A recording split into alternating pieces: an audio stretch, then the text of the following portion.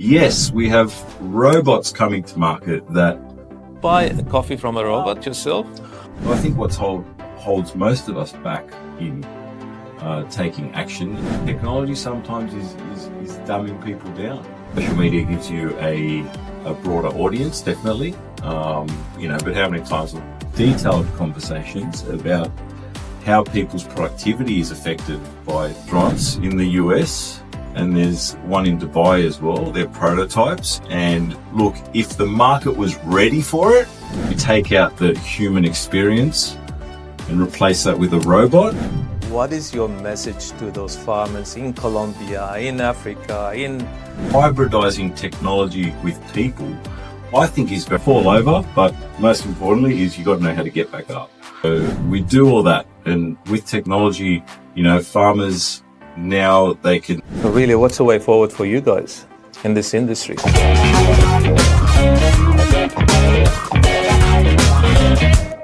Centuries before the internet was invented, cafes were the best medium for social life, marketing products, sharing intelligence, and doing business. Until our days, and regardless of all communication changes, it is still the best place to introduce people, build connections, and break barriers between humans. I'm your host, Roland Layun, and today we have a truly remarkable person with us, Ari Kunafis, the owner of Black Sugar Cafe in the center of the most prestigious telecommunication company in Australia. Ari, thank you so much for being here today. Thank you for having me, Roland. It's a pleasure to be here. So before we start our conversation, here is a quick intro on Black Sugar Cafe for our viewers. Brains flat, roll the clip.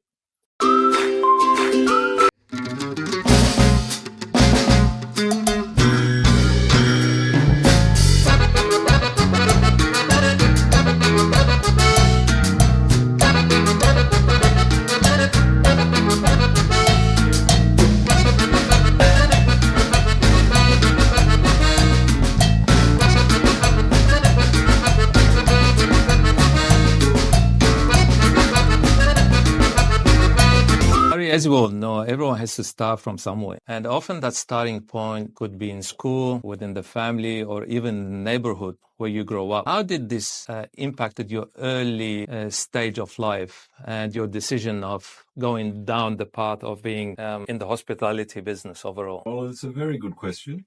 Getting into the hospitality business, I must say, was not my first choice in the way I wanted my life to go. But with that said, I did grow up in an immigrant family, and my parents were both young when they came to Australia. They met young and they married young and they had children young. And for them, the best avenue to build a comfortable life for themselves back through the 70s and 80s when they arrived in Australia, was working in hospitality. So I did grow up in various, takeaway shops, milk bars, throughout my young life. As I got older, I watched my father not only successfully run these food-related businesses, but he ventured out into, at one stage, working in real estate and being a business agent, selling businesses. And then later on in his life, he transitioned into the automotive industry, and he ran service stations and automotive workshops. So I think the greatest skills I learned from being in that environment were if you have a goal and you put your mind to it, regardless of your skill set. And my dad taught me that you can learn how to conduct yourself in business and do it successfully, even with English as a second language for him. He did manage to successfully run various businesses throughout various industries. So I think that's something that's made me very resilient. And later on in life, why did I get into hospitality was your original question. I did work through various industries when I left school, and my brother was he was a uni graduate. He was working in equity finance at the time for the Commonwealth Bank, and my father passed away, and we were both in our 20s. We were young, and we had younger siblings who were 11, 12 years younger than us. We had to make a decision to help support the family after my dad passed away. And a very easy avenue for us, which we were comfortable in, was heading into hospitality. So We both worked in hospitality through uni and various apprenticeships that I did in other industries. So we knew the space very well. So we made a decision to give up our jobs and we went all in with hospitality. So, there was some major learning curves. We did have each other's support, which was a great fallback when you have someone that you trust and respect to always be there and support you through failures, setbacks, all that stuff, which is very common in all business. As you're learning your way, you're going to fall over. And a very important lesson I learned from my family was you fall over, but most importantly is you got to know how to get back up. And we did that, and we've enjoyed a pretty successful business relationship over the years, and we're still going.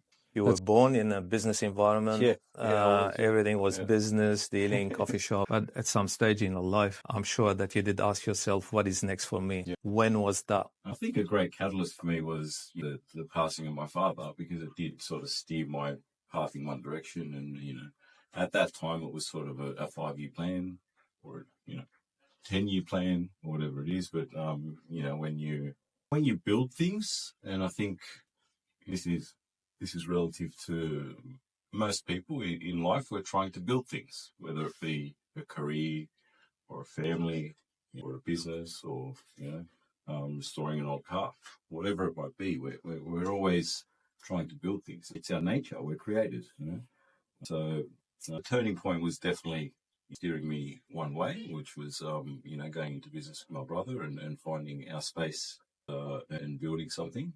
And from there, I found I was good at it. I was really good with people, and not only consumers and customers and general public, but also with teaching people. Passing on my skills and learning from people who have great skills. Asking the right questions. All these sorts of things that make us improve our skill sets, and managing people.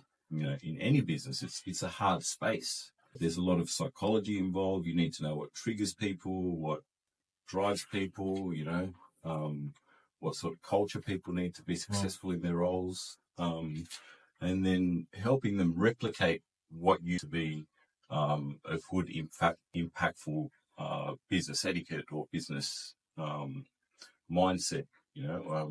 Trying to get that out of people. It's a complicated and time-consuming activity. So, over the years, you learn to get quicker at it. You learn shortcuts. You learn how to get to know people really well, so you can find out what's going to drive them. And, you follow your instincts a lot. And, a lot of times when you go against your instincts, it comes back to bite you. So, just finding the right opportunities. So do you normally follow your heart, or you do your calculations and then you decide on what business should I just jump into? Or is it a combination of the two? Yeah, to be honest, it's a combination. I think what holds most of us back in taking action is fear. So when we have, a calculated risk where we think, okay, what's the worst that could happen? We work the numbers, we work the scenarios, and we go, okay, we'll go this way. Sometimes there's no time for that. You just have to sort of jump in and see what works and try and measure it. Yeah. Take the opportunity when you can, measure it out. And then if you think, oh, well, that was unfruitful, I won't do it that way again. You'll try something different. So it's a lot of trial and error. I'll say I'm a person that takes calculated risks, and often from time to time, I do throw all the rules out the window and just go, okay, we'll give it a crack and see where it goes. I love this attitude. Yeah. That's good. So you tried different businesses, sure. You did different ventures, till the day you decided to open a business at 400 George Street. Yeah. And opening a business related to an industry that you knew a little about requires a lot of courage. Have you ever had moments of self-doubt about your venture? Oh, all the time. You stop yourself and you think about it, and is this doubt justified? Do I need to take a step back or move in a different direction? Yeah, like that's business. That's every day. And, you also have to rely on your certainty. So when you know a space really well, you know what's going to work, and you have to be certain that's going to work. Otherwise, it's a waste of time. You try and push your ball through a square peg, like when you know something doesn't work for a certain environment or geographical location or market, demand. So You do your search on like the customers, yeah, what does really impact them, want just to come and use your services. yeah. Have you done any of this research? 100%. So, well, with our site at 400 George Street, and as I mentioned, we've had various others over the years as well, but 400 George Street, we have been running and operating since 2003, so a very long time. And it was a very small place. It was just a little small cafe with 10 tables, and there was a huge space in front of us. It was a big open lobby environment, and I'm talking like the size of a football field. It was massive, and we could see the way our customers were using the space. And as the technology got better, where people were able to anywhere from a laptop, meet anywhere for discussions, and clients, customers, wholesalers, all these sort of things that we business people do in daily life, and even local businesses in the CBD. You have doctors and you have jewelers and retailers and all these people that look for spaces where they can conduct a meeting with their, suppliers, representatives, customers, etc. We could see there was a demand in the market for things like PowerPoints on tables, privately spaced areas, and we took the concept to our building management and said, look, we want to take up more of this space, and we want to do a concept sort of like this, and explained our reasoning behind it. And look, we got knocked back 3 times by the management. So we took it to Telstra and we said, look, this is our concept. And we worked with them, and they said, oh, we love this. Our people could really use this space. It's a future way of working, and we'd love to be able to have a space that complements our business in this way. So from there, it was a joint collaboration between the building owners, Telstra, and ourselves, and working with the designers to bring the space to life. And that was eventually done in sort of 2013 and built in 2014. And since then, it was a great success, and used very frequently by tenants in our building and other surrounding businesses too. Lots of people use our space from all around our local community, and still do. It's still a strong concept, and we see that demand in the market at the time, and that was what our concept was designed around. So we definitely took note of what people were doing, and we acted to bring that to market for them. So everyone was going well, great. Yep. Business was fantastic, booming. And then suddenly we all have been hit by COVID. We did. And who hasn't been affected by COVID through all these years? But mostly, you are working, or your business is in an environment where the working model has changed. It's now more working from home than on site. A lot of shift in the landscape of people, location, and so on. What are you doing with this COVID phenomenon that haven't changed yet? Well, what are we doing? We adapt, and we continually try to improve the way we do things to suit the current market. You made a very, I think, a spot-on statement. Who hasn't been affected by COVID? The whole world was affected by COVID, and still is in a way. And I don't mean by COVID the disease. I mean by the repercussions of the habitual changes in people. So, companies are viewing employees' work-life balance differently now. They're viewing office time differently now. They're viewing the technologies needed to operate remotely a lot differently now. And I can't see a near future where that will change. I think, in a greater sense, technology is getting better and better. In my business, for example, we see, we used to handwrite dockets and drive them to the kitchen and hang them up on a peg, and they'd create orders. Whereas now we have IT systems. They push orders through printers, and we have online ordering systems, and we used to write invoices and write checks and all this stuff, whereas now we use accounting software. You dramatically changed our business. Even simple things like MYOB to zero take a lot of the time needed to do administration services. So we see all these little areas that develop and give us time, and they all come at a cost, obviously, but they create efficiency. So I think a big question for us as business leaders, and for myself being an amenity and service to the business community, we have to ask more detailed conversations about how people's productivity is affected by cultural shifts that are happening in workspaces, and therefore redesign the amenities needed to bring services to these people. So it's definitely challenging. It's still challenging for us as a business because our customer base is very transient at the moment. The work from home attitude is here, hasn't gone away.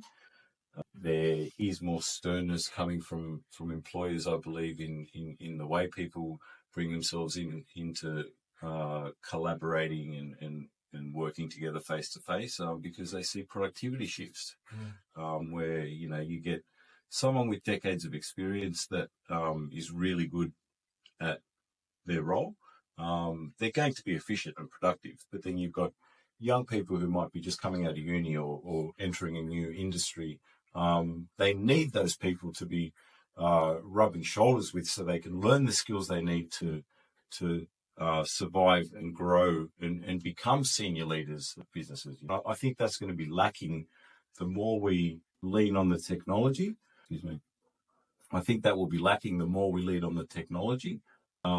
These people won't be getting the guidance they need to grow and develop and become strong leaders and become resilient and be valuable contributors. So really, what's the way forward for you guys in this industry specifically? For us, like I always... do you think one day I will have robots serving my customers? 100%. That's another thing. Like coffee machines. Let's talk coffee. That's my specialty is coffee. I've really loved working in the coffee industry, and I've had the privilege of meeting lots of interesting people. And a cup of coffee is not just as simple as here's a cup of coffee and that'll be $4.50 and off you go.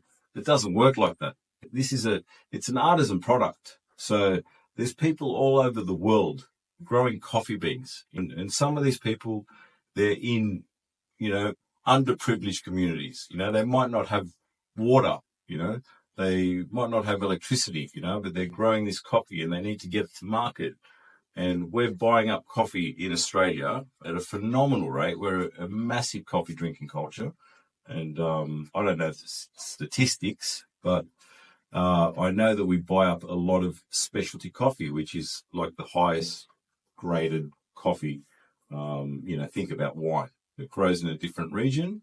It's a different variety of plant, whether it be a Pinot or a Shiraz or a Chardonnay or whatever it is. Coffee's the same. We have lots of different varieties of coffee. We have Arabica plants, Robusta plants, and there's varieties in between those. And now we're hybridizing plants and creating seasonal blends. It's a complicated business for coffee roasters. So I'll try not to go on too long, but we're sourcing that coffee and bringing it to market and creating a product that the customer appreciates, and they're going to keep spending money with us and keep buying coffee from us because we're doing it better than other people, or they like that flavor profile. So we do all that, and with technology, farmers now they can grow better crops. The coffee machines we're using, they used to have these big levers on the top that the barista would be pulling down and controlling the pressure and just getting it just right. You think about a different barista pulling that lever, your coffee's going to taste different. Now we have automated machines. They've got little computers in them, and we can control the water flow, the water temperature. We can the extraction rates and all this stuff. And then when we grind the coffee, our grinders, we've got grind by weight grinders, we've got grind by grind by time grinders, and then we've got to tamp the coffee to compress it before it goes into the espresso machine. We have now machines that do that so that our tamping is consistent through different baristas. Not one strong barista is tamping too hard, another one's not hard enough. You know, you get different extraction process. It's so complicated. So technology has brought us efficiency in the industry. It's brought us consistency so we can do our job better.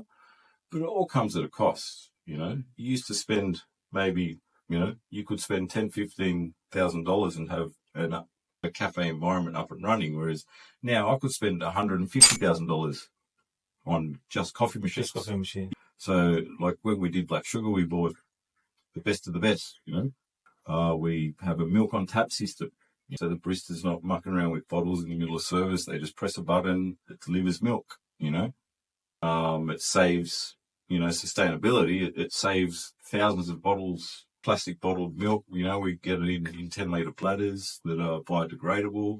So we do that as part of our sustainability footprint, but also to increase our efficiency. So robots you asked about.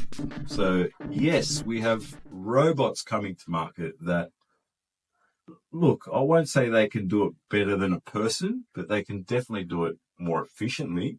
And, you know, training a barista, there's a lot of training involved. Do we take out the human experience and replace that with a robot? Or do we keep the human in the job and, you know, spend the 12, 18 months we need to train them in customer service, you know, coffee machine maintenance and procedures and all this stuff? Like, it's time and it's money. So as a business, you go, okay, how much automation do I need and how much should I stay away from, you know? And what am I willing to spend to have this automation? And what's the return on investment? There's so many questions you ask yourself as a business person where you're just on the hunt for efficiency. As a business person, you're looking at numbers, you know, return on investment. As a human being, you're looking at collaboration, human contribution, all these things make us better as people, as a community. So it is a fine line. How far do we take it? When will the robots take over? There's certain jobs now, like, you know, for my daughter, you know, I've got 3 daughters. They're all under 10 at the moment, but well, one's 11 and, you know, the other one just turned 9. I've got a 2.5-year-old. Happy birthday before the 9th. Yeah, my 90th birthday today. Yeah. Thank you very much. So, look, in 5-10 years from now, when they're finishing high school and thinking about where they're going to go to uni or get a job, and one of them, you know, say they want to study, I don't know, a marketing degree. We're always going to need marketing. All businesses need marketing. But would I recommend to her go spend 4 years and do a marketing degree? I'd probably not, because I know now with, you know, digital marketing and artificial intelligence, I can create a marketing pitch with ChatGPT that, you know, I can do in 5 minutes that I don't need a degree to do. You know, I can go onto a website and put an idea up to a number of graphic designers, and they're going to do it a lot cheaper than if I go to a marketing agency to design me logos and prints and all this stuff. You know, I could go spend $15,000 locally or $150 on a website to do that. So I wouldn't recommend to either of my girls go to a marketing degree right now, you know, unless they know how to handle that technology. If you ask me, like, what would I recommend for my kids, I would always ask them just to go into a degree, regardless. But trust me, having someone professional running your marketing campaign is a completely different game than doing it yourself. Going back to the coffee, I still have 2 more questions for you. The first question that always come up to my mind is, because personally, when I go and buy a cup of coffee, if whoever is selling me this cup of coffee doesn't smile to me, I would never go back to the same place. So going back to the idea of maybe this industry will be using robots down the future, make sure that robots would smile and communicate and be human. They actually already do. There's robots with like artificial intelligence built into them. Do you buy a coffee from a robot yourself? Look, I think it depends on the circumstance.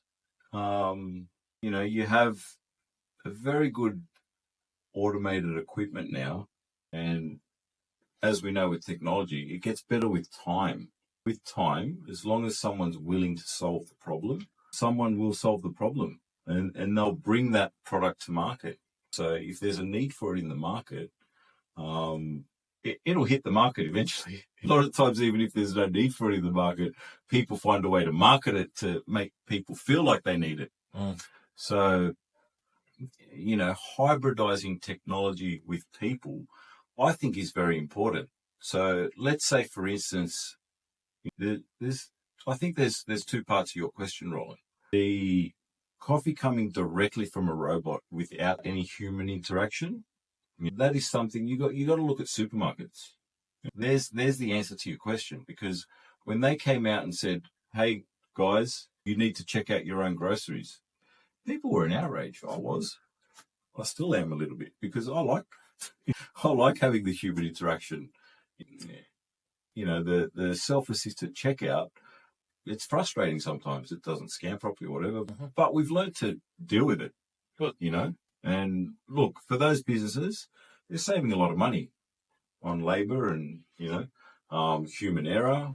So is it going to be like eating fast food or eating in a restaurant like Mate, there's unmanned McDonald's restaurants in the US, and there's one in Dubai as well. They're prototypes. And look, if the market was ready for it, they'd be rolling them out everywhere. This is a big company that has potential to invest in the technology and use it, and they already are. Yeah. And the only reason they won't roll them out everywhere yet is because it's going to cost people's jobs. It's going to be a big culture hit to their public image, and, they need to do it slowly. That's my opinion. I don't know how McDonald's feel about that, and I don't mean to offend any, but like they do have that capability. It's there. Excellent. So with coffee, yes, robots will eventually be able to do, all the job. Will we as operators choose to invest in that as only part of the job because we want to keep the human experience? I think that's relative to some environments, but I think there's other environments where, just like we have a vending machine on a train station, you'll buy a packet of chips from it. Yes, correct. It is a robot. My other question is, what is your message? What do you say to those farmers? Because me personally, as a consumer, I go and buy a coffee, I pay the amount, drink it, I enjoy it or not. I'll do it, or I'll repeat it from the same place, or just go choose somewhere else. You buy the stuff, you make it, and so on, but there's a lot of people are producing this beautiful product that is really becoming the main language that everyone understands globally. What is your message to those farmers in Colombia, in Africa, in wherever they're producing this product? I'll say thank you to them. They work really hard to bring us something that we all love and enjoy, and it's a daily part of our routine.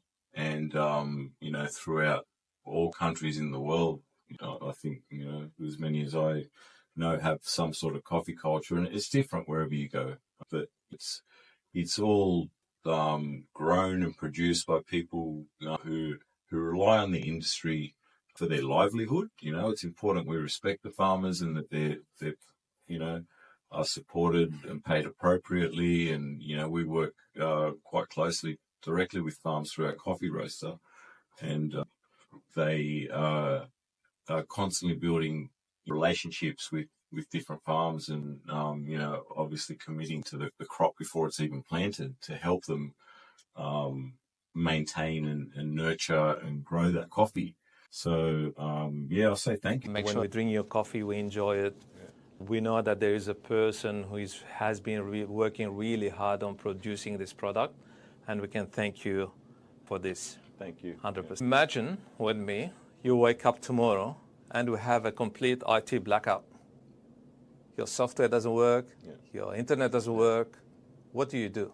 Panic. Everyone panics. I've been in this situation, actually. I was in a supermarket a few months back, and their FPOS system went down.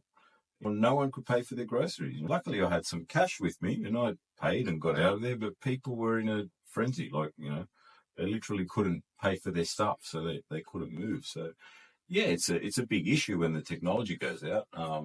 We rely on reliable systems, whether they're hardwired or cloud-based systems. This is an important decision for hospitality venues. They need to be reliable. They can't be going offline when we're in the middle of service. So, there's good and bad systems out there, and you've got to make sure you're choosing the right one and that it works for your business. So I think that's the most important thing. If we had to deal with it in the heat of the moment, it has happened where we've gone offline. You become adaptive. You pull the notepads back out and you start handwriting orders and start pushing them through the kitchen, and hopefully you get things back online as soon as possible. But yeah, there's situations where it's our human nature is to find a solution. So we'd still survive without it. We did, for a long time before it came along. You would be surprised that a lot of people, a lot of businesses don't have a backup procedure. Yeah, and I think I think we touched on this earlier when we talked about resilience. 100%. I think technology sometimes is dumbing people down. We become so reliable. Like, I was listening to a podcast the other day, and they were interviewing a guy who sells he wholesales internet, and he was saying, like, when they have customer calls, the internet's down, the first question they ask them is, okay, is there a blackout in your area? And he goes, you'd be surprised how many people go, oh yeah, the power's off. Well, your modem needs power to run, so that's why you can't watch your Instagram or whatever. Like, your modem's down, the power's off. So it's that lack of resilience, I think, that is the scariest part of how much we rely on technology. And I think for my generation, we did. I was, like when mobile phones first came, we used to have something that was as big as your head. You had those big Motorola bricks. Are you saying my head is big? Oh, it was huge. You remember those big phones? They were the first phones. And then the flip came out, and it was like everyone needed one of those. And then the Nokia brought out the little one, and we survived without them. We had our landline or the payphone. Whereas now it's like, payphones are free and they're rare. Everyone's got a mobile phone now. So what do we do if we don't have it? I could deal with it because I'm of that generation that lived so long without it. But, my kids, on the other hand, we'll see. That would be a challenge. Yeah, they might be challenged by it. When I actually look at your business, especially looking at the location of your business, it's not about where you're located specifically, but it's all about how much information you can gather from this location. And because you work in an environment which is full of IT professionals, does this give you valuable insights on the future development in this field? Like, do they share stuff with you where they say, this is the new technology coming up, this is what's going to hit the market and so on? Look, from time to time, I think a lot of people are quite secretive about these things until it's ready for market. But yeah, there has been, instances in the past where, people want to run something by me because they think, how would this be useful to you or your business? Yeah, that happens from time to time, and they want some feedback. Do you normally ask them, like, hey guys, what's going on and what's coming up soon? Or look, I have it doesn't really interest you to that extent? Look, it does interest me, and I'm always trying to find a better way of doing things. And I think for me, it's mainly like in the coffee industry. Again, I'm always looking for improvements in the way we handle our service, or in the kitchen, we're always looking for improvements on the way we handle our service. So I'm always checking in on those areas to see, and sometimes I'm asking questions that people haven't thought about before. Heavily interested in what makes our workflow better so that we can improve our customer experience. So the technology industry in a broader sense, if it's not related to what I'm looking to accomplish at that time, I probably don't get too inquisitive about it. I more sort of try to stick to my lane and what I need to help me run my business. Yep. Now you're a father, you've got 3 beautiful kids, and at the lovely same wife time, too. a lovely wife. We say hello to your wife. I haven't met her Four yet, beautiful but girls. yeah, I agree with that. And you're running a business, especially in an industry that links coffee and technology. Yeah. And this is really challenging. Yeah. Now, the question is, how challenging is it from your point of view? Look, I'd say in some ways the technology helps me be a more present father, and in other ways it doesn't. So, like weekends or evenings, I try to give myself technology-free time so that I'm not sort of hanging on that email or checking, this or that. I try to be present with them when I am with them. And then in other ways, like, being able to FaceTime or, during the day, it's nice, especially with my little one, like. So Like most of us who wake up in the middle of the night, we check our emails, we check our social media. You don't follow your the social media look, life? social media is a hard one. Look, I try to just use it, put it to air. People like interesting content, so we try and do that. People. How do you stay connected? How do you stay like? What would you know? What the next generation likes? Look, I'm still being resilient to TikTok, for example, because it's not really my thing. I have Instagram and we have Facebook and we do various online platforms, and we have a great Google review, TripAdvisor. In Australian Good Food Guide, I've written this up a couple of times. Like, you got all this stuff, and like, it's like, where do you draw the line? You use it to the extent that you need to, and like, still the old-fashioned stuff, like, changing a menu, like, bringing seasonal produce to the table. Word of mouth and social media, they both work in the same way, and we find our followers will share this, with other people that make sure you tell your followers to follow my podcast. Yeah, likewise. So I think the word of mouth thing is still very strong. Social media gives you a broader audience, definitely. But how many times have we been fooled by social media? We see something that looks great, we go to check it out, and it's not really all it's cracked up to be, So, when it's coming from word of mouth and it's someone I trust, Roland tells me, there's this. Thank you. There's this great restaurant here, or I'll check it out. I'll definitely go and check that out. Fantastic. That's great. Look, I have lost a lot of friends during my life. Thank God I'm so lucky. I still have my parents with me. They're old, and watching them just growing in the last stages of their life is a painful thing. But I want to talk a bit more about your dad. And the reason I want to talk about your dad, because I can see that this person was an amazing person who left 2 kids. 4 kids. And what is the last image that you can see about your dad still in your memory? I think the good images are the ones that I rely upon to remember him, and they were his happy nature. He was a hard man, but he was always a diplomatic person, so that people would turn to when they needed help, and he'd always be there to help. So they're the things that I hold on to the most. And, I think, as I previously mentioned, the lessons I learned from him in being resilient and, going all in whatever you're doing, I think they're the most important things. And I see those images of him every day. So I try not to get too emotional. Memory lives on with all of us, my family, and even those who aren't family, friends, and they all still speak of him in that way, that same memory, that diplomatic approach, that every day.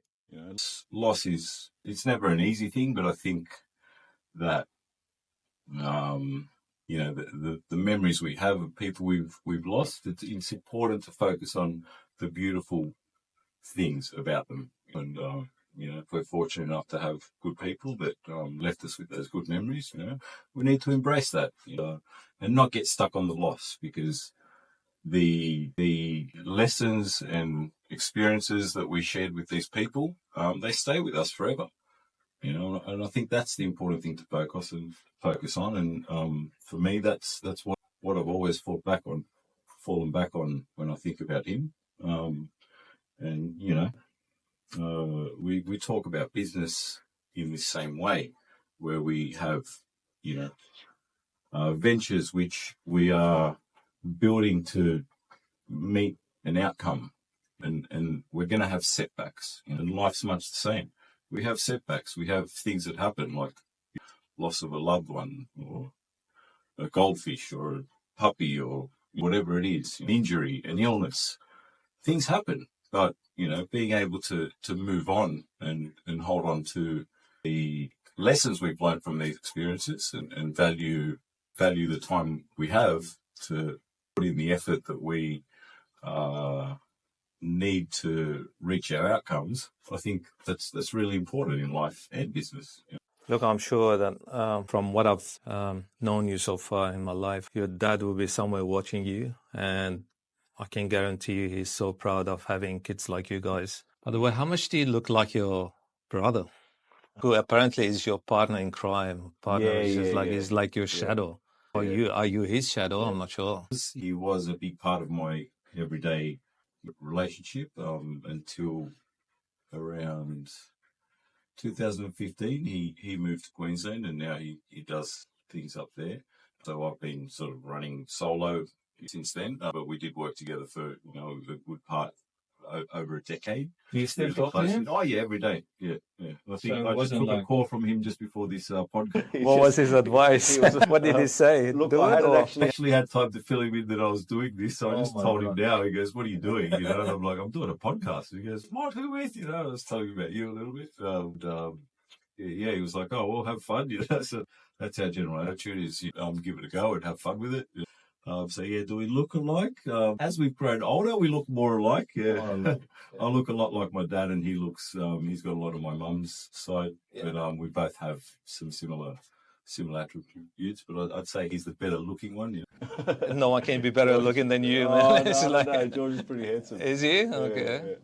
Yeah, they used to call him acting now, or like... No, he's not. He's not. Yeah, Gorgeous George, they used to call him when the girls would be lighting up at the cafe, and then, he actually got married to a Telstra employee. Yes, that's how invested we are in the Telstra relationship there at 400 George Street. So, Great. Ari, it has been an absolute pleasure having you on this platform today and hearing about your incredible journey in the world of coffee and RT. Before we wrap up, what is your advice to the young dreamers who are listening to you right now and they want to progress in the world of business that relate coffee and technology? Look, both these industries, they're going to be around for a long time. I think coffee is constantly growing, it's constantly evolving, and so is technology. I think, if you have a strong work ethic and you have a resilient attitude, no matter what you choose to do, you're going to do well at it. But I think the technology is definitely going to get stronger and stronger as we find better ways of using it. Hybridizing technology with people, I think, is another very important aspect that we sometimes tend to overlook. As the technology becomes more reliable, we think it can cut the people out, which, automation does for us. It does cut people out a lot of the time, but we still need people to manage the automation processes. So, I think there's... So go ahead and do it. Yeah, just do it. You got a good idea, follow it. You want to learn more about something, get involved in it, One question I get asked all the time by people, especially in the corporate world, they look over at what I'm, we might look over at corporate and think, oh, the grass is greener over there. Look at this person just has a job and it's safe and blah, blah, blah. And, they're not dealing with all these, people and customers and whatever. But, they look at us the same way. They think, oh, look at this guy. He's just, drinking espressos and chatting with people all day. What a great job. I'd love to open a cafe. Yeah, printing money. That's always the one. So it's like, I'm thinking of quitting my job and getting into food. And I always say to them, before you do that, get yourself a job, work in one, work in the industry and do it as a paid employee, and make sure you like it, because it is hard work, and all the aspects we previously touched upon. Having a skill set's important, but you can always hire people with a skill set, right? So, like, I'm not a chef. I hire chefs, but I have a good understanding of how a chef needs to conduct himself, operate. And you know what? I'm a human. I can taste food. So if it tastes good, it's on the table. It's on the menu. That's fantastic. But managing people, that's the hard part. And choosing the right people to build your team with, that's important. So This is why people are running towards robots more than dealing with people. Yeah, it drives us towards robots because they bring us efficiency. So I don't think it's the best way forward, but there's a lot of useful aspects that we can use the robots with. We need to make sure that's hybridized with human involvement and continue to try and do things better. That's what we're always trying to do, is build things better and do things better and deliver a better product to market and grow as people and, be kind and be a contributor to your space. Whatever it is you do, just be a contributor And follow your heart. Follow your heart. Follow your heart. Yeah. Great. When I decided to invite a coffee shop owner to a platform that focuses mainly on technology, a lot of people wondered why. But think about it. If the coffee you have every morning at this location could whisper the secrets of the future, what tech trend or innovation do you hope it will reveal? And how would it transform our lives? Feel free to share your thoughts in the comment section below. Thank you all for watching today, and until next time, have a great week. Thank you, Ari. Thanks for having me, Roland. It's been a pleasure. It's my pleasure. Thank you. Thanks, buddy. Quite enjoyed the podcast. It was a very genuine conversation with Roland, and I think the questions were interesting. They made my thoughts wander a little bit more about how technology will play a part in the future of my business at the moment, and maybe even other businesses further into the future. I'm always apprehensive being in front of cameras. Talking to people is something I do every day, and I'm quite comfortable doing that. But whenever you put a camera in front of a person, it makes you a bit more self-aware. So I think the podcast was a nice environment where we weren't even thinking about the cameras being there. Fortunate enough to grow this into an empire that ranged from Queensland to New South Wales down to Victoria. More of a person that sits there and spies and watches it. Good. So once you made this decision, was it hard to deal with this new environment? Reach for his wallet, he pulled out the last $5 note that he had, and I was 100% sure that's all he had. Like, you've been threatened by these people, they're challenging you on a day-to-day basis, or you just... We're starting to see that even in the conflicts between countries, that plays a part, and that can have really dire consequences. Do you think Australia plays a role in... I was, a very poor person.